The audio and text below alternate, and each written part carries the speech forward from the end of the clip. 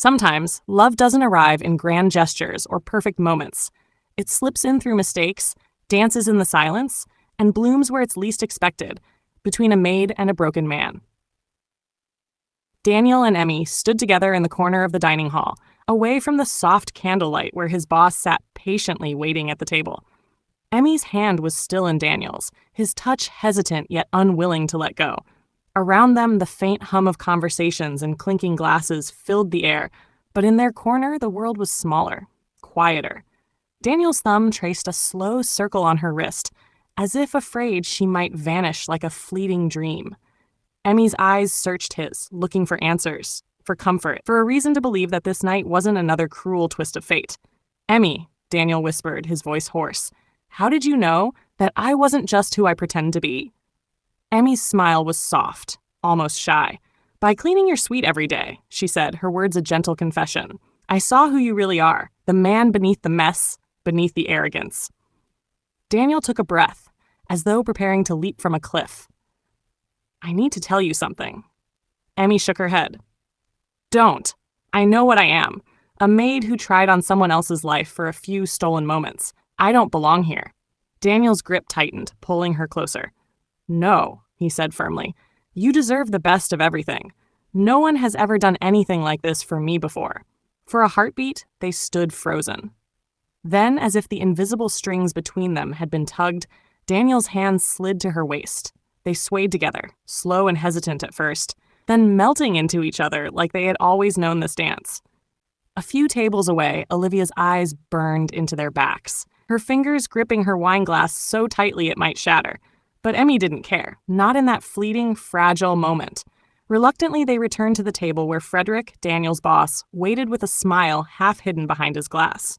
"You two," he said, "you truly moved me. There are only two things I value in life, love and honesty. And tonight, I saw both." Before Daniel could respond, Olivia's sharp voice sliced through the air. "Your asset must be fooling you," she said, standing beside the table with a bitter smile. She picked up a plate, holding it out to Emmy. "Maybe you'd finally like to clean up. After all, that's what you're paid for." Frederick's brow furrowed. "What's going on?" "Who are you?"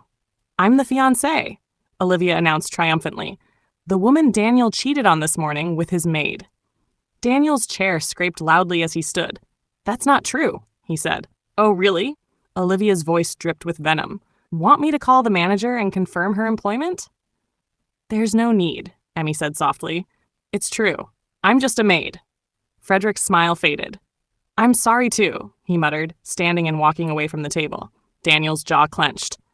"We'll talk later," he said to Emmy, then turned to chase after his boss. Olivia leaned in close to Emmy's ear.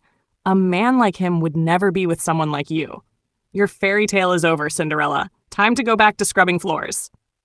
Tears burned Emmy's eyes as she stood alone. In a single moment, she thought, the carriage turned back into a pumpkin. The fairy tale shattered into 1,000 jagged pieces. Meanwhile, Daniel caught up to Frederick in his suite. "Boss, please," Daniel begged. "You need to know the truth." Frederick crossed his arms. "I think we've heard enough tonight." "Yes, I lied," Daniel admitted. "She's not my girlfriend. She's my maid. But when we danced, I felt something I've never felt before. She's incredible. I've never met anyone like her, and I probably never will again." He swallowed hard. "I think I'm really in love with her. Do you think that's even possible?" Frederick's stern face softened. "You're a bloody fool, Daniel. But why are you telling me?"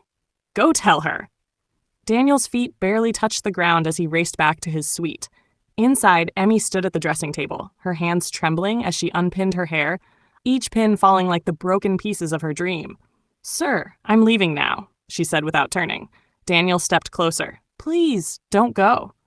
"I won't pretend to be your girlfriend anymore," Emmy said, her voice cracking.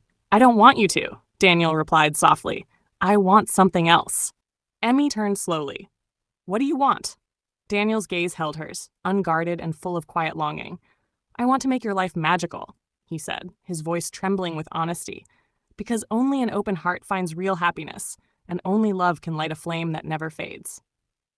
He took her hand, and without a word, they swayed together. A slow dance under the soft glow of the chandelier. No music played, yet their hearts knew the melody. In that moment, the world outside their embrace fell away. There were no uniforms, no titles, no past mistakes. Only a boy brave enough to love and a girl brave enough to believe. For this night, they were simply two souls, finding home in each other's arms. If you believe in love that defies the odds and moments that change everything, like, comment, and follow the unseen edges for more stories that touch the heart and awaken the soul.